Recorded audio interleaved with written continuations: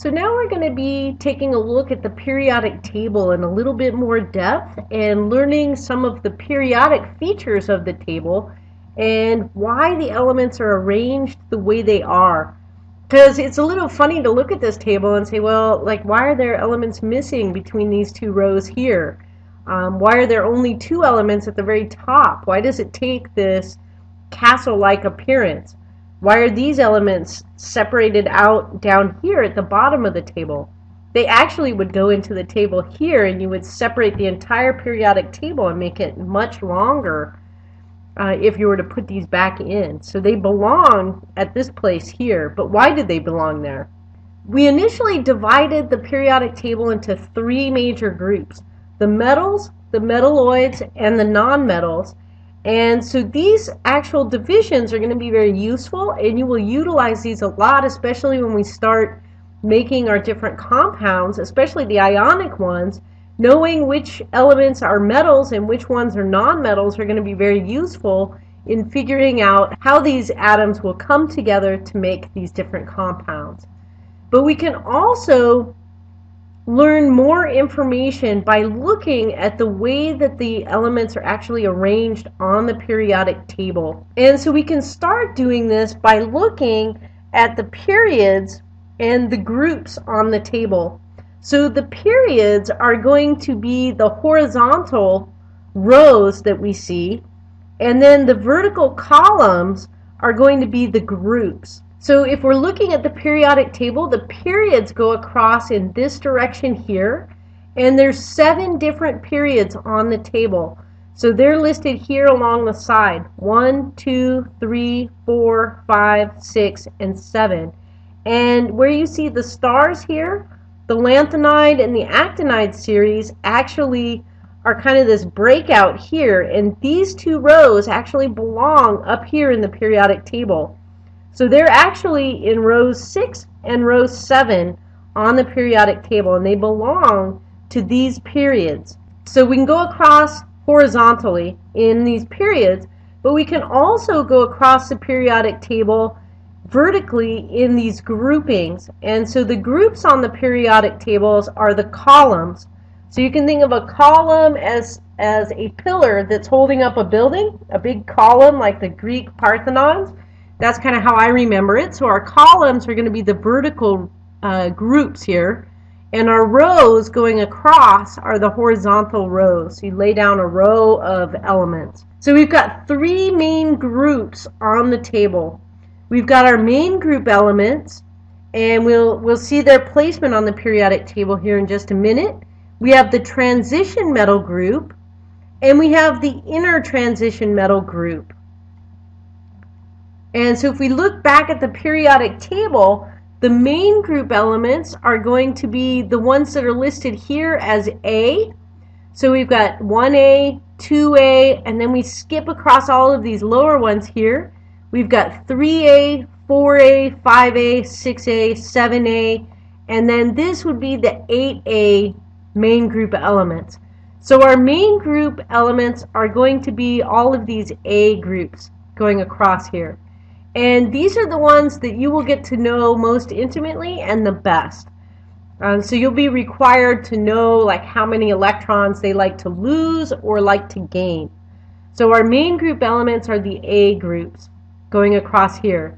The transition metals are in here and represented in this group here. And then the inner transition metals are going to be down here, the lanthanide and the actinide series, that are separated out from the periodic table.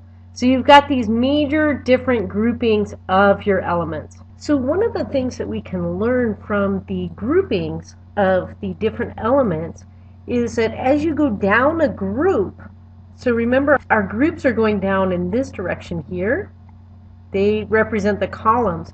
As you go down in these groups and you increase the row number here, you are also increasing the size of the atom. So the shells actually get bigger. So as we can see, hydrogen, then lithium is below that, and then sodium is below that in the first group of elements. you can see that the size of the atoms is going to increase. And this makes sense because you're increasing the number of protons and neutrons that are going to be present inside those atoms. So this is shell 1, this would be in shell 2, and this would be in shell 3. And these correspond to the different periods as you're increasing going down this group. So you've got the groups here.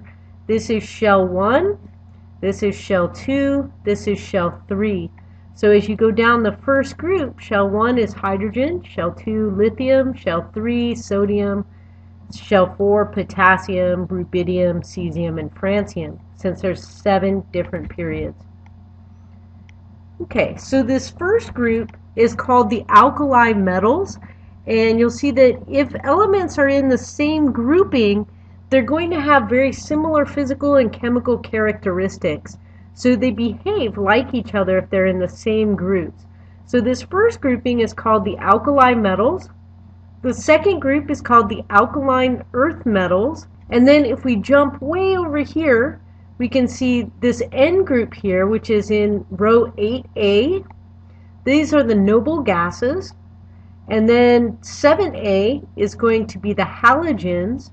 And 6A is going to be the chalcogens. So you should be familiar with these 5 different groupings of elements. So the first grouping, group 1A or group 1, the alkali metals, these include all of the elements really below hydrogen. So hydrogen is kind of special.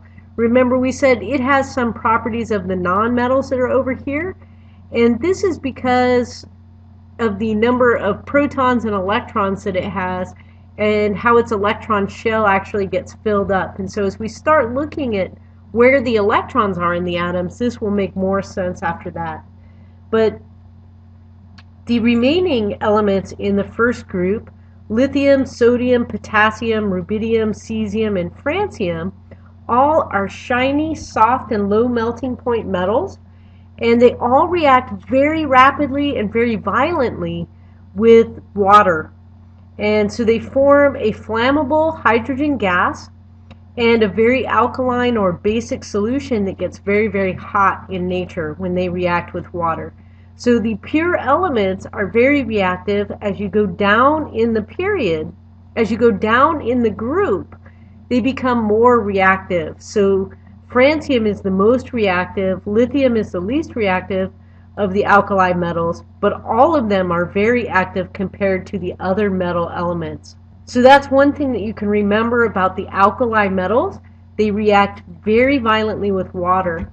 And in fact, let's take a look at a website that you should become familiar with because it's very useful for looking at the different elements. This is the ChemEdDL website.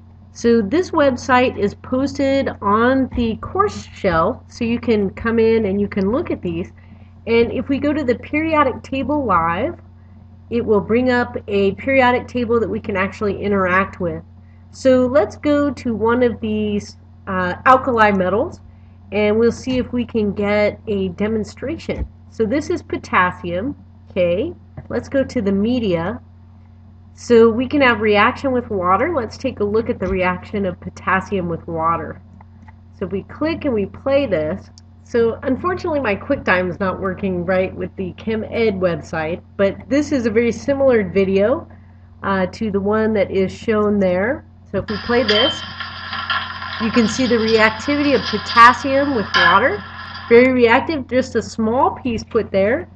Let's look at sodium in this pond. We'll see the reactivity of sodium. Who's got a water balloon?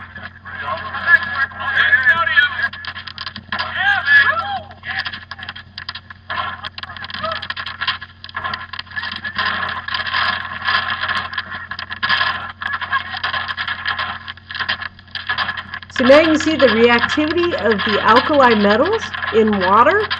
The sodium is very reactive.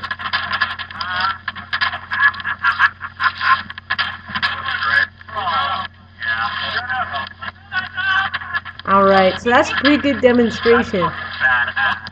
So the ChemEd DL website has very similar types of videos that you can watch about each of the different elements. And so if you're interested, you can come to this website and you can learn about a lot about the different elements. This will also help you for developing your poster presentation that you'll need to do in the lab. When you pick which element you're going to do your poster on, you can come here and you can start working on your presentation slide. Okay, so let's go back to the lecture now. So that's the alkali metals. So again, very reactive with water. The alkaline earth metals are still reactive with water, but they're less reactive than the alkali metals. So they are also lustrous silvery metals, and they will react readily with oxygen as well to form oxides. And you can see the magnesium here. Magnesium is very reactive with oxygen, and if you put a spark to it, it'll catch on fire. And so oftentimes magnesium is used as a fire starter. You shred some of the magnesium in, and if you just get a spark on it, it's going to ignite and react with that oxygen to form the magnesium oxide. So our group 6A are the chalcogens on the other side of the periodic table, contain nonmetals, metalloids, and metals all within the same grouping. And we'll see in the chalcogens that oxygen is found, and oxygen is so abundant on the Earth, it's utilized for a lot of different types of reactions. So we'll see oxygen a lot in our reactive mechanisms. And then group 7 are our halogens. These include things like fluorine, chlorine, bromine, iodine, and antimony. They're very colorful and corrosive nonmetals, so you can see some examples here. And all of the halogens are found in nature in combination with other elements, such as sodium, for example, in sodium chloride. So in their pure elemental form, this one's bromine, this one's iodine. You can see they take on very lustrous colors in their elemental forms. And then group 8 are the noble gases. They all exist in the gaseous form at room temperature, and they make colorless gases, and they have very low chemical reactivity. However, when you excite them, they will actually glow. So you can see this is off Wikipedia. This is a pretty nice diagram. Whoops, where did you go? Of the noble gases. Okay, so these are the colors and spectra of the electric discharge in noble gases. So you've got helium, neon, argon, krypton, and xenon, giving these very nice color spectrums. So this is essentially when you expose these gases to the electric field, and then if you include other gases in there, you can alter the hue or color spectra that you will get after the electric field is placed on these different gases. So you get a discharge color. So those are the major groups that you'll need to know. Again, the alkali metals, the alkaline earth metals, the chalcogens, the halogens, and the noble gases at the last grouping over here. So when we start looking at the rows of the periodic table, these are going to be the different periods. So we already said as you go down a grouping, when you increase the period, you're going to increase the size of the atoms. And again, that makes sense because you're increasing the number of protons and the number of neutrons that are present inside the atoms. And you do this because you actually are increasing the shells where the electrons are going to be housed. So you can kind of think of atoms almost like onions or ogres, if you like Shrek. And so as you increase the period number, you're increasing the layering on the atom, and so it looks just like an onion does in that you have these layers that are going to accumulate. So the first shell only has one layer around the atom, and then the second shell is going to have 2 layers around the atom.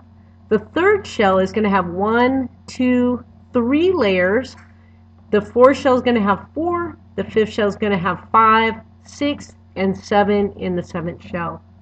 So as you keep going up, you keep increasing the complexity of your molecule or your atom by increasing the shell number. And so as you place these shells on there, you're going to get bigger and bigger atoms as you go down a group. If you go across the periodic table along the periods, all of the elements that are in period 2 or row 2 have the second shell. So this is the first shell. So these are kind of like apartments for electrons. At least that's kind of the way I think of them. And when this one gets 2 electrons in here, the first shell is full. It's the very smallest and it's the closest to that nucleus. As you put another layer on here, you've got the first shell that you can fill up, and then you've got a second shell that gets bigger and can hold more electrons. So it's like a bigger apartment building for the electrons around the outside of the atom.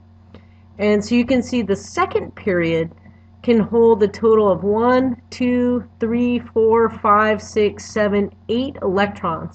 So it can hold 2 electrons in the first, and then it can hold 8 electrons in that second shell. So you can see as you increase in your layering, you can increase the number of electrons that can be held. And so this can describe why you keep increasing the number of elements that you have as you go down the periodic table. So the third layer here is not too much bigger than the second, and it can only hold 8 more electrons. But when you get up to the fourth shell is quite a bit bigger now because it's taking up a lot of space out here, and you can actually fit in a lot more electrons. You can fit in the 8 that we normally were seeing, but you can also fit in 10 more. So you can fit in 18 electrons in the fourth level, in addition to the 8 from the third level, the 8 from the second level, and the 2 from the first level. So as your elements increase in size, they're going to hold more and more electrons. Zirconium, for example, can hold 40 electrons in its shells. So one of the interesting things that we see as we go across the row, the size of the atoms actually is going to decrease. So let's take a look at that. So if we're going across here and we see sodium, magnesium, aluminum, silicon, phosphorus, sulfur, chloride, and argon, as we go across here, the atomic size actually is getting smaller as you go across the period. And that is not quite as intuitive because you are still increasing the number of protons and the number of electrons that are housed within this atom. But it's at the same shell level, so we've only got 3 layers in all of these different elements here. And what happens as you start adding more protons and electrons to this, remember that the electrons are taking up most of the space inside the atom, and they're very, very small, and so there's actually just a lot of space around that nucleus. And so as you increase the number of protons that are present within this shell level, what happens is they have more attractive force for those electrons, and so they pull them in. And so they pull the electrons in tighter to the nucleus because there's more protons over here, more positive charge. It's going to attract the negative charge of those electrons. So chlorine is actually a lot smaller than the sodium atom is, even though the sodium atom contains fewer protons and fewer electrons. But they're in the same shell level. So as the atoms increase and have another shell level placed on, these atoms in row 4 are going to be bigger than the atoms in row 3. But as you go across a single row, the atoms are going to get smaller as you go across. And again, that's because you've got more protons in the center, more positive charge that's attracting those negative electrons to it. So you see this movement as you go across the periods from sodium down to chlorine. You can see that you get decreasing size of the atoms. So you notice that this is not completely consistent as you go through. You have some blips in there, and that's actually due to how the electrons actually fill the different levels. And so there's some more stable positions that will actually allow those atoms to be just a little bit bigger when they're halfway filled. So these are kind of unique situations in here, and you won't have to memorize those. But in general, there's this trend for the atoms to get smaller as you go across the period. So this is a nice diagram showing the size of the atoms. As you go from lithium down to fluorine, you can see that the size of the atoms is going to decrease as you go across the second period. The third period, you can see similar trends. Fourth period, you can see similar trends. But as you go down a grouping and you're adding shell levels into the area where the electrons can go, you can see that these atoms are becoming much bigger in size as you go down the groupings. So beryllium is much smaller than magnesium, which is smaller than calcium, which is smaller than strontium. So you'll notice that, again, that all 7 periods do not contain the same number of elements. And this is because as you increase the shell, you're increasing the apartment size for the electrons to actually be housed around the atom. So the first period, the electron shell is so close to the protons and the neutrons in the nucleus that it can only contain 2 electrons in that outer shell. So there can only be 2 elements that are contained in the first period. The second and third periods each contain 8, and that's again because of size restrictions of how many electrons can be held within that shell. And then as you get to the fourth and fifth periods, these get much larger and can hold a greater amount of electrons out in that shell. So we're going to be really interested in learning about the electrons, and this is because the formation of all the compounds that we have within the Earth and within outer space are going to be constructed by the sharing or the donating or accepting of electrons. So the electrons are the movable parts of the atoms, and so they are very important for developing these chemical bonds. And so we're going to spend a lot of time talking about the electrons, where they're at around the atoms, and which ones can move about, and what our rules are for moving electrons. So within this bonding strategy to form different compounds, you've got 2 major types of bonds. You've got ionic bonds and you've got covalent bonds. So basically we'll spend a whole chapter talking about ionic bonds and a whole chapter talking about covalent bonds. So we'll spend a lot of time on these 2 topics. Ionic bonding involves the transfer of electrons between 2 atoms, and covalent bonds involve the sharing of electrons between the atoms that are involved within the bond.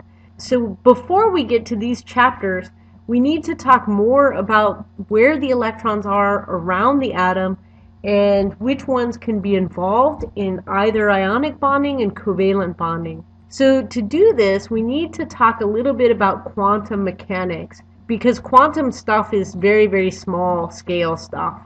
And so the quantum scale is going to help us describe where our electrons are at and how they're arranged around the nucleus of the atom. So we've already actually started talking about our quantum numbers, and our first quantum numbers are going to be those shell numbers that we see listed on the periodic table that represent the different periods or rows of the periodic table. This is going to be our first level of order, talking about our electron configurations. So we'll talk about both the core electrons that are in the interior and the valence electrons, which are on the outside edge of the atom. And these ones are going to be the most important for bonding. We'll also talk about some of the energy that's required to remove an electron and the energy that's required to add an electron to an atom. And then the size of the atoms is also going to play a role in how reactive those molecules are. So I think we'll stop this section here and we'll go into our properties of electrons and their positions in the next talk.